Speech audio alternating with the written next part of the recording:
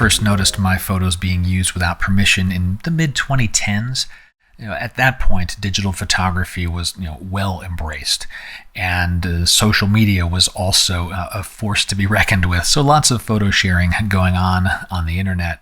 But it wasn't until I did like a reverse image lookup when I first heard of that term, because the sharing amongst social media, I kind of get that. People want to share photos that they like, and sometimes your name would follow the photo, sometimes not. But doing a reverse image lookup and finding businesses and companies using one of my photos to represent their brand without having talked to me about a license, that was illuminating, to say the least. And that's what started me down the road of, what do I need to do to better protect myself from infringement and set myself up to be able to recoup some of the lost revenue for someone not licensing one of my images.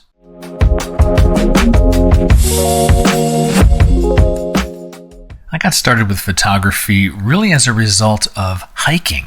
In the mid-1990s, I moved to Southern California and was outdoors a lot all year round. I didn't have the same weather patterns as I did growing up on the East Coast, so outdoors, seeing lots of great places in the mountains, at the beaches, and I wanted to bring home more than just the memories in my head. So got involved with photography. It was film at the time, and I can't say I really knew too much of what I was doing at that point, but I did enjoy capturing the landscapes, and as time went on, got more and more serious about it, understanding composition and lighting and when to take the photos, why one angle would be better than another, what wide angle lenses versus long reach lenses mean, all those things that just kind of built up over time. I can't say I've been formally taught photography, but it is just something that it's never ending learning, which is, I think, one of the things I love about photography. I can always keep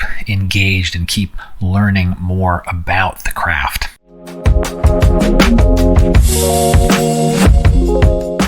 I've taken a bunch of steps over the years to try to protect myself from infringement. First is registering my work with the U.S. Copyright Office. That's where I'm based in the U.S., so I'll register with U.S. Copyright.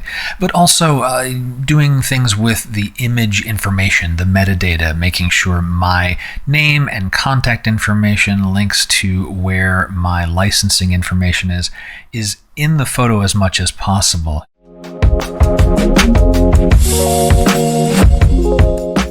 I first discovered Pixsy through one of the industry websites, maybe in 2015, 2016, somewhere around there. Right around the same time, I'd found that some businesses were infringing and using my photos without permission.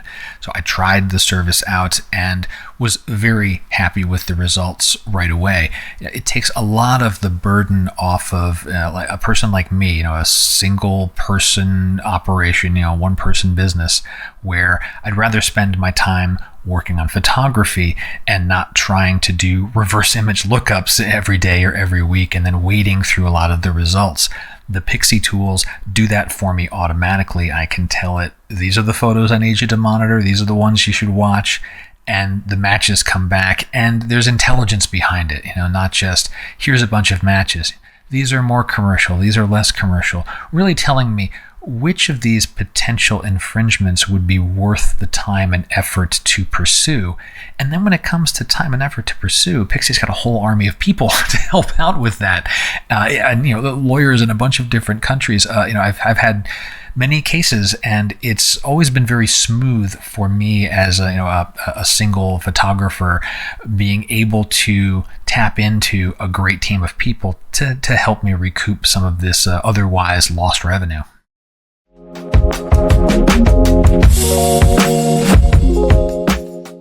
My advice to photographers that are dealing with infringement on their work is talk to Pixsy. Check out the service. Try it out.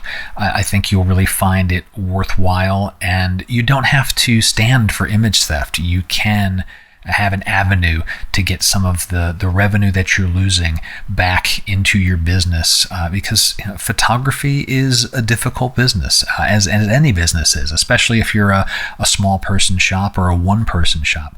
check Pixsy out. I think you'll really, really like it.